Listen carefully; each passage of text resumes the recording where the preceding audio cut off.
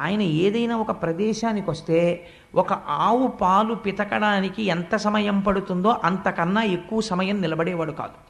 ఎందుకు నిలబడేవాడు కాదు అంటే, ఒకవేళ అంతకన్నా ఎక్కువసేపు ఎక్కడైనా నిలబడితే ఆ ఊర్లో ఉన్న వ్యక్తులతో తనకి పరిచయం ఏర్పడితే ఆ పరిచయాల వల్ల ఇంతమంది తన మనసులో ప్రవేశించి వీళ్ళు ఫలానా వీళ్ళు ఫలానా వీళ్ళు ఫలానా అని గుర్తు పెట్టుకుని వీళ్ళందరినీ లోపల పెట్టుకుంటే ఈశ్వరుడితో సంగము తగ్గిపోయి లోకముతో సంగము పెరిగిపోతుందని ఒక ఆవు పాలు పితికిన కాలము ఎంత పడుతుందో అంతకన్నా ఎక్కువ ఉండకుండా తిరుగుతూ వెళ్ళిపోతుండేవాడు. అటువంటి మహానుభావుడు శుకుడు తనంత తానుగా వచ్చి 7 రోజుల పాటు కూర్చుని భాగవతాన్ని ప్రవచనం చేశాడు. ఎవరి కొరకు ప్రవచనం చేశాడు? నేను ఒకసారి సూర్యకళామందిరంలోనూ వెంకటేశ్వర ఫంక్షన్ హాల్లోనూ నాకు జ్ఞాపకం లేదు, కానీ ప్రవచనం చేస్తూ ఒక మాట అన్నాను. ఈ భాగవత ప్రవచనం అనేటటువంటిది ఎవరి కొరకు చేయబడినది అంటే, భాగవతం అందరూ వినలేరు అని శాస్త్రం. ఎందుచేత అంటే భాగవతం వింటే కొన్ని కోట్ల కోట్ల జన్మల తర్వాత మాత్రమే భాగవత శ్రవణం జరుగుతుంది. ఎందుచేత అంటే అన్ని పురాణములను రచించినట్టు వ్యాసుడు రచించలేదు దాన్ని.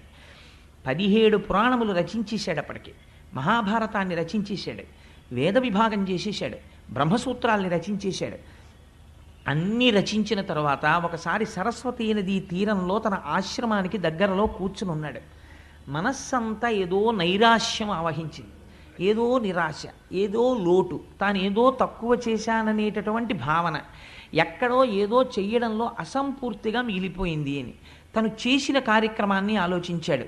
వేదరాశినంతటినీ విభాగం చేశాను, 17 పురాణములను రచించాను, బ్రహ్మసూత్రములను రచించాను, పరాశరుడికి సత్యవతీదేవికి నారాయణాంశలో కుమారుడిగా జన్మించినందుకు నేను చేయగలిగినంత సేవ చేశాను, ఈశ్వరుడి పాదములు పట్టి సేవించాను, ధ్యానం చేశాను. అయినా నా మనస్సుకి ఎందుకో లోటుగా ఉంది. ఎందుకింత లోటుగా ఉంది అని ఆలోచన చేశాడు. ఆ ఆలోచన చేసినప్పుడు మహానుభావుడు నారదుడు దర్శనమిచ్చాడు. మనకి రామాయణం మొట్టమొదట సంక్షేప రామాయణం చెప్పినవాడు నారదుడే, భాగవతం సంక్షేప భాగవతం చెప్పినవాడు నారదుడే. నారం దదాతీతి ఇది నారదః, ఆయన జ్ఞానాన్ని ఇస్తుంటాడు. ఆ నారదుడు వచ్చి ఒక మాట చెప్పాడు. వ్యాస, నీ మనస్సు ఎందుకు అసంతృప్తితో లోటుతో ఉన్నదో తెలుసా? నువ్వు ఇన్ని విషయాల్ని రచించావు, భారతాన్ని రచించావు, కానీ భారతంలో కృష్ణ కథ ఎక్కడ చెప్పినా ధర్మము తప్పినటువంటి కౌరవులు ఎటువంటి స్థితిని పొందుతున్నారు, ధర్మమును పట్టుకున్నటువంటి పాండవులు ఎటువంటి స్థితిని పొందుతున్నారు అన్న ప్రధాన కథకి అనుసంధానము చేశావు కృష్ణ కథని తప్ప, కృష్ణ భక్తుల యొక్క చరిత్రని, ఈ ప్రపంచమంతా ఎలా పరిఢవిల్లుతోందో, ఈ విశ్వము ఎలా సృష్టింపబడిందో, పంచభూతములు ఎలా వచ్చాయో, భగవంతుని యొక్క నిర్హేతుక కృపచేత ఆయన సృష్టికర్త అయి, స్థితికర్త అయి, ప్రళయకర్త అయి ఈ లోకాన్ని ఎలా పరిపాలన చేస్తున్నాడో నువ్వెక్కడా చెప్పలేదు. ఆ కారణం చేత నీ మనస్సులో ఎక్కడో చిన్న లోటు ఏర్పడింది. ఇది పూర్తి చేయడానికి నువ్వు భాగవత రచన చెయ్యి అని ప్రబోధం చేశాడు.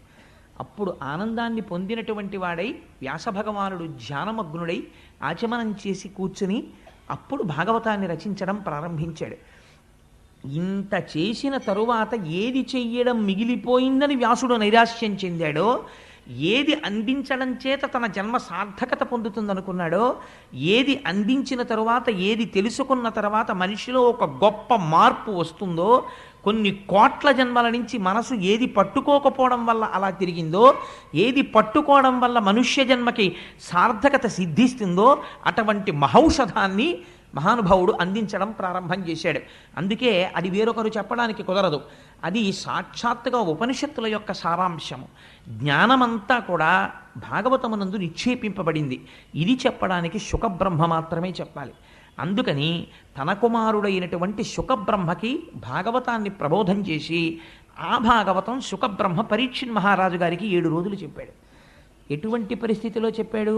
భాగవతం చెప్పబడినటువంటి పరిస్థితిని మీరు విచారణ చేయాలి. చెప్పినది 7 రోజులే, అంతకన్నా ఒక్కరోజు చెప్పలేదు. ఎందుకు 7 రోజులు చెప్పవలసి వచ్చింది? అసలు పరీక్షిత్తుకి శాపం ఎందుకు వచ్చింది? ఎందుకు విన్నాడు? ఈ విషయాలు రేపు ఎలాగో కథాభాగంలో వచ్చేస్తాయి. వచ్చినప్పుడు మీరు వాటిని విందురు కానీ కలిపురుషుడు ఎందుకు వచ్చాడు, అసలు ఎందుకు విభాగం చేశారు, ఎందుకు పరీక్షిత్తుకి అటువంటి శాపం వచ్చింది, వచ్చాక ఏం చేశాడు, అసలు నిజంగా ఆ గంగ ఒడ్డుకి ఎలా వెళ్ళాడు, ఈ విషయాల్ని రేపు విచారణ చేద్దాం మనం. కానీ 7 రోజుల పాటు భాగవతం చెప్పాడు. 7 రోజులు చెప్పడం వల్ల సాధారణంగా భాగవతాన్ని సప్తాహము అంటుంటారు. నేను తరచూ ఒక మాట చెప్తూ ఉంటాను, భాగవతాన్ని సప్తాహంగా చెప్పుకోవడం వెనకాతల ఒక రహస్యం ఉంది. ఏమి సప్తాహమని ఎందుకు చెప్పుకుంటారంటే, ఒక మనిషి ఎన్ని సంవత్సరములు బ్రతకనివ్వండి, 80 ఏళ్ళు బ్రతకనివ్వండి, 90 ఏళ్ళు బ్రతకనివ్వండి, శతమానం భవతి శతాయు పురుష స్థితేంద్రియ ఆయుష్దేవేంద్రియే ప్రతిష్టతి, 100 ఏళ్ళు పూర్ణంగా బ్రతకనివ్వండి. ఎన్ని రోజులు బ్రతికాడు? 7 రోజులే బ్రతుకుతాడు. ఎందుచేత? ఎన్ని సంవత్సరములు బ్రతికినా అతను బ్రతికినవి ఆది సోమ మంగ బుధ గురు శుక్ర శని, ఇంతకన్నా లేవు. 8వ రోజు బతికింది ఒకటి నాకు చూపించండి, ఉండదు. ఎప్పుడు చచ్చిపోతాడు? ఈ 7 రోజుల్లోనే చచ్చిపోతాడు. అయ్యా అలా కుదరదండి, నేను దేశాన్నంతటినీ ఏలినవాణ్ణి, లేకపోతే నేను చాలా విద్వాంసుణ్ణి, నేను మహాపండితుణ్ణి, నేను గొప్ప జ్ఞానిని, నేను కూడా అందరిలా 7 రోజుల్లో పోవడం ఏమిటి, నాకు 8వ రోజు ఉండదా? ఉండదు. ఎవరైనా 7 రోజుల్లోనే వెళ్ళిపోవాలి, ఆ 7 రోజుల్లోనే పుట్టాలి, ఆ 7 రోజులే ఉండాలి, ఆ 7 రోజులే తిరగాలి. కాబట్టి భాగవతం సప్తాహం అంటే, నువ్వు ఏ రోజున భగవంతుణ్ణి స్మరించడం మానేశావో ఆ రోజు ఆ ఇల్లు పరమ అమంగళకరమైన రోజు. ఎందుచేత? ఆ రోజు భగవంతుని ఎడ విస్మృతి కలిగింది కాబట్టి తను భగవన్నామమును పలకలేదు, ఈశ్వరుడికి నమస్కరించలేదు, ఈశ్వరుడి గురించిన తలంపు లేదు. ఆ రోజు తాను ఉండి మరణించిన వాడితో సమానము. కాబట్టి ఇప్పుడు ఆ రోజుని ఇంట్లో ఏం తిరిగింది? నడయాడిన ప్రేతం ఒకటి తిరిగింది, ఒక శవం ఆ ఇంట్లో నడిచింది. కాబట్టి ఇప్పుడు అమంగళమైంది. కాబట్టి ఏది బ్రతుకు? నిజమైన బ్రతుకేది అంటే, నిజమైన బ్రతుకు ఈశ్వరుని యొక్క నామస్మరణమే. భగవంతుడి నామమును ఎవరు స్మరిస్తాడో వాడు మాత్రమే బ్రతికి ఉన్నవాడు. అయితే స్మరిద్దామంటే అంత తేలికగా స్మరణకు వస్తుందా? ఆ వస్తువు యందు మీకు ప్రీతి ఏర్పడితే మీకు మనసు స్మరించడానికి అవరోధం ఉండదు. మీరు ఎక్కడ కూర్చోండి, మీకు ఏ వస్తువు ఇష్టమో ఆ వస్తువుని స్మరిస్తుంది. ఎందుకు ఇష్టం? ఎందుకు స్మరిస్తోంది? మనస్సు ఆ వస్తువు యందు ప్రీతి చెందింది కాబట్టి స్మరిస్తోంది. ఈశ్వరుణ్ణి ఎందుకు స్మరించడం లేదు అంటే, ఈశ్వరుడు యందు ప్రీతి చెందలేదు కనుక. ఆ ప్రీతి ఎందుకు ఏర్పడలేదు? ఇప్పుడు మనస్సుకి భగవంతుని పట్ల ప్రీతితో తిరగడానికి కావలసినటువంటి బలాన్ని వ్యాస భగవానుడు భాగవతమనందు ప్రతిపాదన చేస్తారు. అందుకే భాగవతం ఎవరు వింటారో వాళ్ళ మనస్సు తెలిసో తెలియకో ఈశ్వరుడి వైపుకి తిరిగిపోతుంది. ఈశ్వరుడి వైపుకి తిరిగిపోతే ఏమవుతుందో నారదుడు చెప్తాడు. అక్కడ మీరు ఆ విషయాన్ని విందురు గాని. శుకబ్రహ్మ ప్రవచనం 7 రోజుల పాటు చేశారు. 7 రోజుల పాటు చేస్తే ఏమైంది? చచ్చిపోతానని బెంగెట్టుకున్నాడు పరీక్షిత్తు. భాగవతం అంతా విన్నాడు.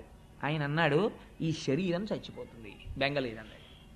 ఇప్పుడు తెలిసిపోయింది అంతే. ఏం తెలిసిపోయింది? చచ్చిపోవడం అనేటటువంటిది అసలు ఆత్మకి లేదు. మరి ఏది చచ్చిపోతోంది? శరీరం చచ్చిపోతోంది. పుణ్యం చేసినా, యజ్ఞం చేసినా, యాగం చేసినా, తపస్సు చేసినా, అశ్వమేధయాగములు చేసినా, తాను ధనస్సు పట్టుకుని దేవతల పక్షాన నిలబడి యుద్ధం చేసినా, కల్పములు మారిపోయినా, యుగాలు మారిపోయినా శరీరము పడకుండా ఉంటుందా? ఉండదు, పడి తీరుతుంది. ఎంతటి వాళ్ళ శరీరము పడిపోయింది, ధ్రువుడంతటి వాడి శరీరం పడిపోయింది. ఎవరి శరీరమైనా పడిపోవలసిందే. పడిపోయేటటువంటి సత్యము శరీరములకు చెందినది. అది పడిపోయి తీరుతుంది. కానీ పడదు అని ఒక అసత్యమునందు నువ్వు పూనిక పెట్టుకున్నావు. ఇది పడదు. ఈ భ్రాంతి చేత లోకమునందు సంగము కలిగి చేయకూడని పనులన్నింటికీ చెయ్యడానికి ఆది ఎక్కడ పడింది అంటే, ఇది ఉండిపోతుందన్న భ్రాంతి. ఇది వెళ్ళిపోతుంది, ఇది వెళ్ళిపోతున్నది వెళ్ళిపోయి తీరుతుంది, వెళ్ళనిది ఎప్పుడూ వెళ్ళదు. కాబట్టి నేననబడినది ఆత్మ అయితే దానికి చావు లేదు, నేననబడినది శరీరం అయితే ఇది చచ్చిపోయి తీరుతుంది. కాబట్టి ఉన్న సత్య వస్తువుని పట్టుకున్నావా మరణ భయం లేదు, అసత్య వస్తువుని పట్టుకున్నావా మరణ భయం ఉంది. మరణ భయంలోంచి సమస్తమైన అజ్ఞానం ఉంది, అవిద్య ఉంది, భయం ఉంది. ఏది పట్టుకుంటావు? సత్యాన్ని పట్టుకో. అంత తేలిగ్గా పట్టుకోగలవా? భాగవతం విన్నవాడు పట్టుకోగలడు.